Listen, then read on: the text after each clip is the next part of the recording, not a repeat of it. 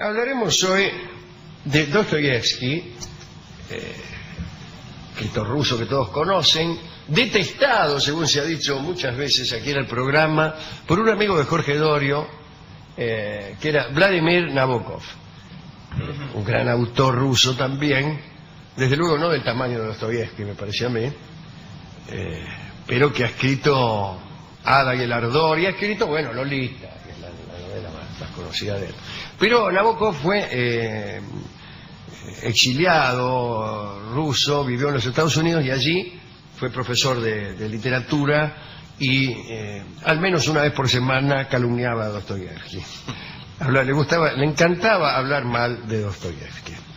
Nosotros hoy también hablaremos mal de Dostoyevsky porque no nos vamos a referir a sus libros. ¿Y a qué? Ya veremos. Hemos hablado acá alguna vez de sus amores, ¿no?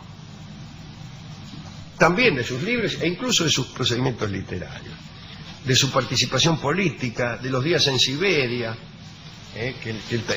días que él mismo glosó, ¿no? El libro, suspendidos, ofendidos, lesionados y humillados. No se llama así. El escritor noruego Geir Kietsa escribió sobre Dostoyevsky como jugador. Hay desde luego una gran novela de Dostoyevsky que se llama El jugador, pero a él le gustaba jugar, así que vamos a centrarnos en esos asuntos para nada menores en la vida de Dostoyevsky, como veremos. Dostoyevsky tuvo dos esposas. La primera se llamaba María y murió joven. La segunda, Ana, fue aquella secretaria que contrató para poder ordenarse un poco y tratar de responder a los plazos de sus editores, que solían darle plazos exiguos. ¿Por qué? Ya lo vamos a explicar.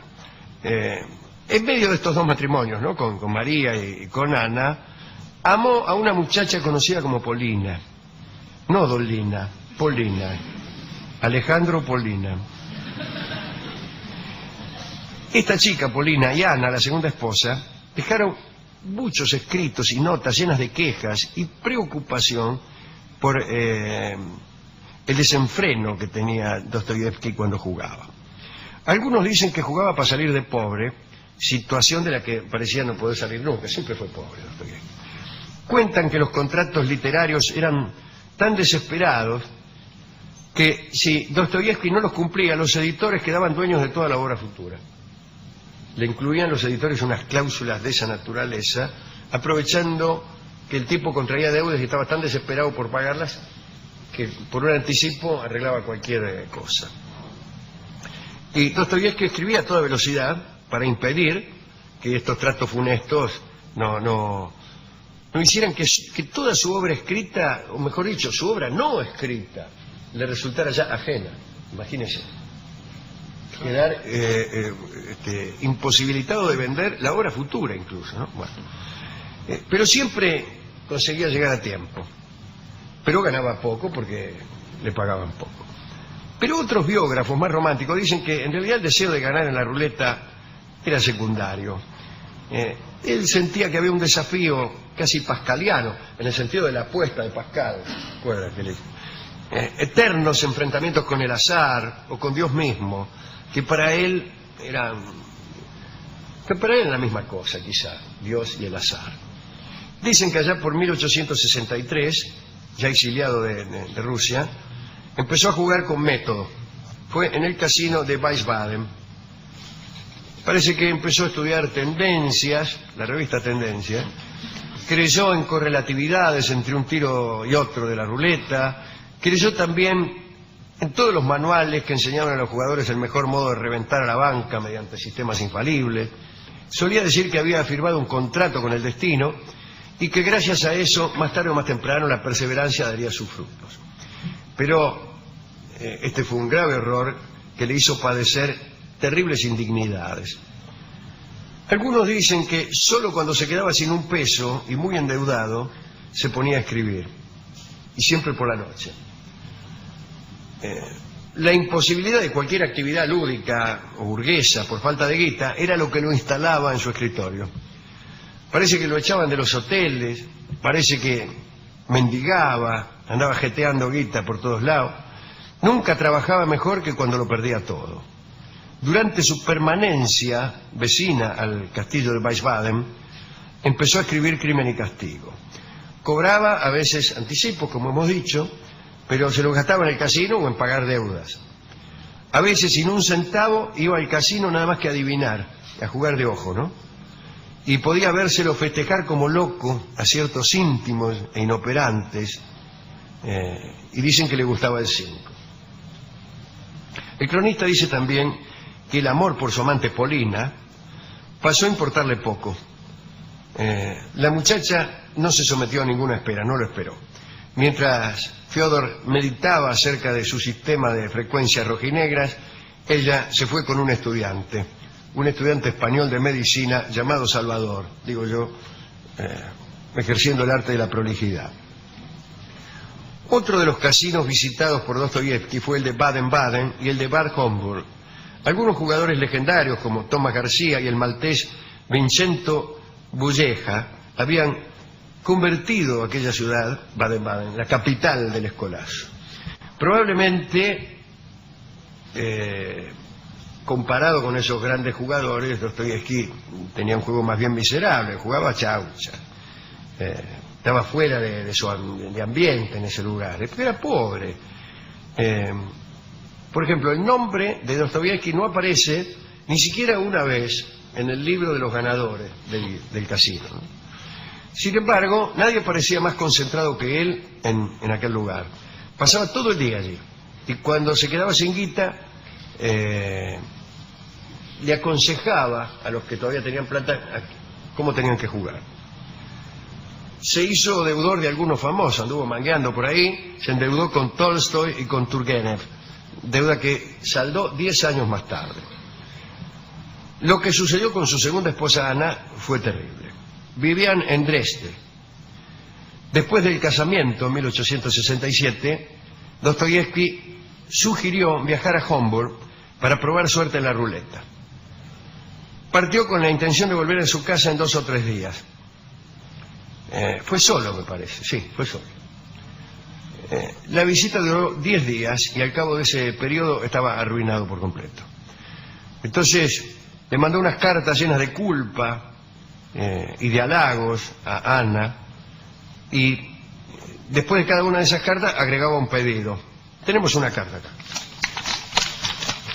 Tenemos el original. Mire usted, lo consiguió. Querida Ana, envíame inmediatamente la suma de 20 imperiales. Debo rescatar el reloj que empeñé. Después tengo que pagar la cuenta del hotel y comprar un boleto de regreso. Por Dios que no jugaré más. Fiodor, 21 de mayo de 1867. Tengo otra. 3 días después. 24 de mayo de 1867. Ana, mi amada y querida esposa. Perdí todo lo que me enviaste.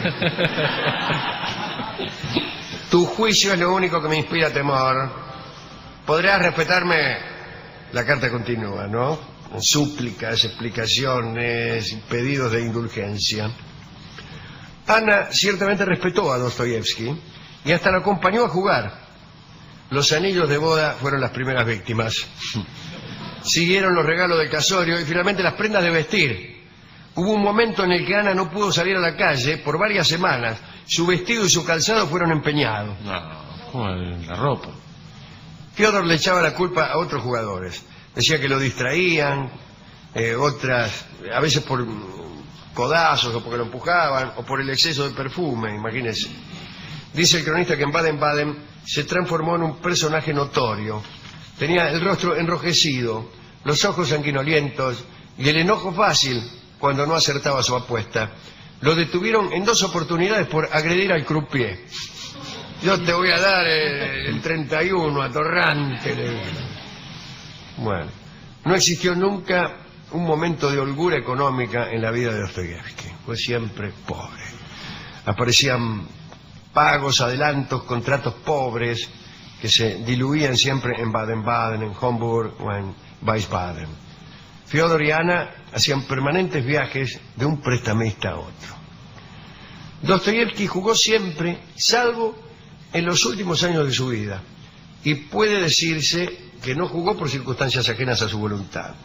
En el año 1873, estas son las razones, ¿no? En el año 1873 fueron clausuradas todas las salas de juego de Alemania y se reabrieron solamente cuando Hitler asumió el poder. En absoluto fueron esos los años más inspirados de Dostoyevsky, o aquellos en que no jugó.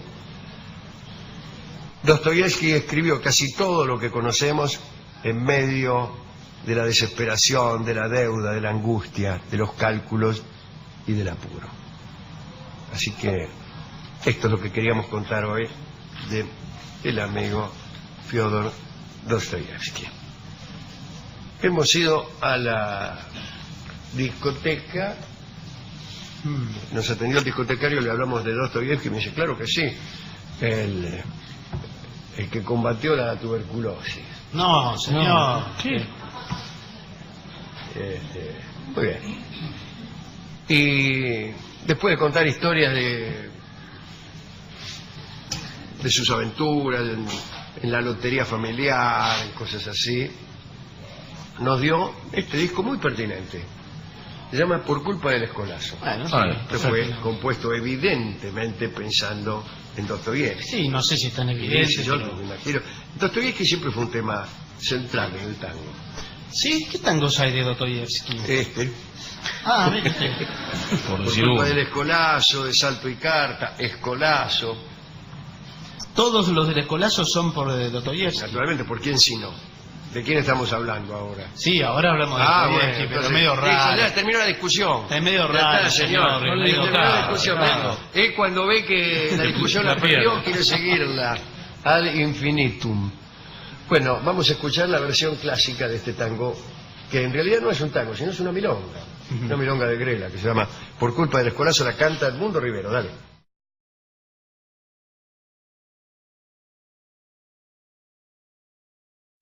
Hablaremos hoy de Dostoyevsky, escritor ruso que todos conocen, detestado, según se ha dicho muchas veces aquí en el programa, por un amigo de Jorge Dorio, que era Vladimir Nabokov, un gran autor ruso también, desde luego no del tango. Dostoyevsky como jugador. Hay desde luego una gran novela de Dostoyevsky que se llama El jugador, pero a él le gustaba jugar. Así que vamos a centrarnos en esos asuntos para nada menores en la vida de Dostoyevsky, como veremos. Dostoyevsky tuvo dos esposas. La primera se llamaba María y murió joven. La segunda, año de Dostoyevsky, me pareció a mí, pero que ha escrito Ada y el ardor, y ha escrito, bueno, Lolita, que es la novela más conocida de él. Pero Nabokov fue exiliado ruso, vivió en los Estados Unidos y allí fue profesor de literatura y al menos una vez por semana calumniaba a Dostoyevsky, incluso de sus procedimientos literarios, de su participación política, de los días en Siberia, días que él mismo glosó, ¿no? En aquel libro, suspendidos, ofendidos, lesionados y humillados. No se llama así. El escritor noruego Geir Kietsa escribió sobre... le encantaba hablar mal de Dostoyevsky. Nosotros hoy también hablaremos mal de Dostoyevsky, porque no nos vamos a referir a sus libros. ¿Y a qué? Ya veremos. Hemos hablado acá alguna vez de sus amores, ¿no? También de sus libros